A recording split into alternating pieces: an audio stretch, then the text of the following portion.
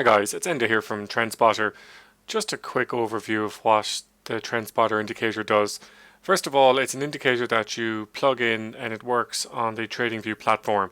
So you applied to me for a license and you can apply it as an indicator, as you can see up here through indicators. And once you turn it on, you'll get this across your charts. So basically, let's see how it works. So I have a Tesla here from Friday, and basically the way it works is you get in on the up arrows and down arrows basically on the trade. Okay, so what you have here is normally what we do is we skip the first RSI. Okay, so when you skip the first RSI, now normally as well the RSIs are a few minutes longer. Okay, but this one here, as you can see, you get in on the second arrow.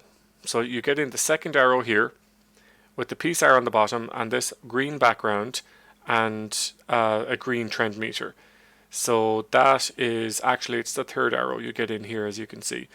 So your entry there would be long position right as the candle opens up to there. So 189 would be your profit from that. Okay, that would be your first trade. Your second trade, you have down arrows here, so you see the down arrows, but the trend meter is green, so you ignore that trade, and you know, thank God, because it was a bad trade anyways. And your second trade, I suppose, then would be here, so you wait until, oh wait, you have to wait until the trend meter is still green there, so you can get in here, here, entry, and up to 159, the 159 win, and you can keep going. So basically the third, so I only like to trade with this three kind of RSI changes, so that would be 1, maybe 2 in here, and 3. And again, you can see it happening down here where it pulls in the trends like that. Okay, let's have a look at another stock. So we'll try Roku. So here we have Roku on Friday the 13th. So as you can see here, 9:30 to 9:33 is the first RSI, and so we skip the first one always. Okay, and then we get in on the second arrow going up with the Psar on the bottom, the RSI there, and the trend meter green. So the first one is here and the second one is confirmed, so that's actually the third arrow here. And you get in 1, 2, 3 here on the open, and your move is a $1.58 move there. Okay, and that's fine, you take that win. And the second move is over here. Let's have a look. You wait until, so you can see it happening here, but you wait until it confirms, which is in here and there and straight down to there. There's $1.35 move. Okay, and so on. Basically, that's all it is. There's the first RSI, the second RSI, and the third RSI. Normally, we don't trade past the third RSI because sometimes the market runs out of kind of steam at that stage, and yeah, the volume starts to drop off. So SRPT, here's another stock we have from Friday. As you can see here, there's the first 9:30 is here, and the first RSI ends to there. Now that's not a reversal RSI, that's just a blip. Okay, so here you go. So here's your second RSI. So you would get in long position. Second, the first trend to confirm, Psar, arrow. Okay, we're all good from here all the way up to here. That's a $5.45 move. And that's basically it. You could get the second move. Oh yeah, so this is the first one you skip. This is the second one, and this is a third RSI, but there is no downward arrows. There's no reason to get in here, so you ignore all these. So basically the TrendSpotter keeps you out of the smaller moves, which is exactly what you want, because you don't want to be stuck in these moves trying to, you know, false breakouts where you get in here going short and it just pulls against you. So the beauty about this is that it keeps you out. Now, it doesn't keep you out of all of them, but it keeps you out of a lot of them, like this one, SRPT, and then it actually shows you the confirmation when you have a move over here. And it works on smaller cap stocks too, like LMPX on Friday was a big mover. So you have 9:30.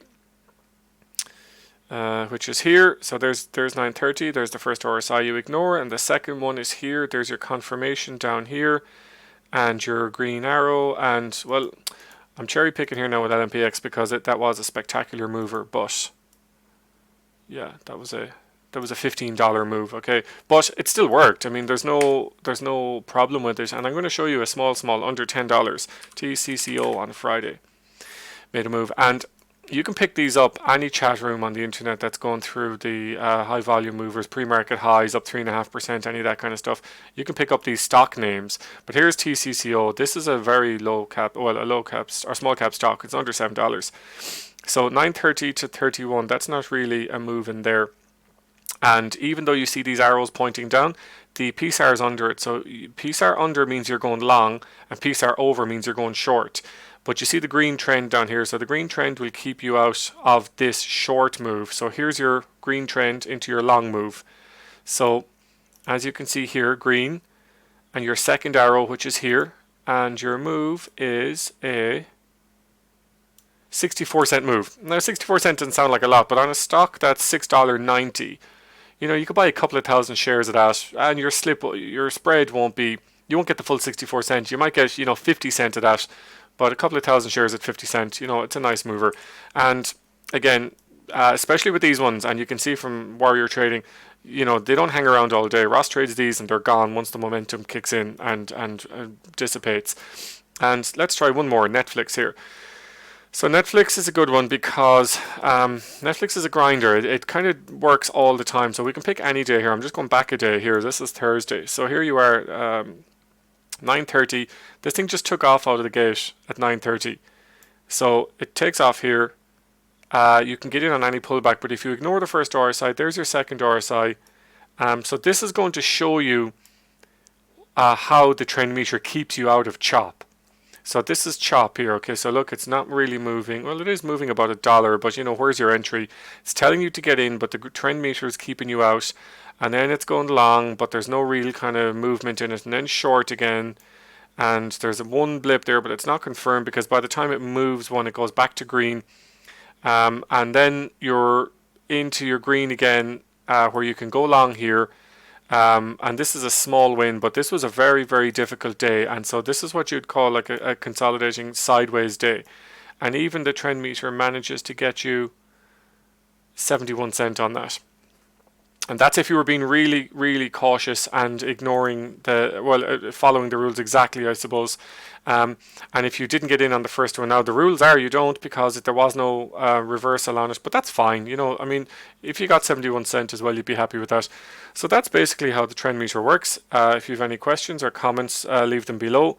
I can organize trials for the trend meter. Just drop me a line. Okay, thank you.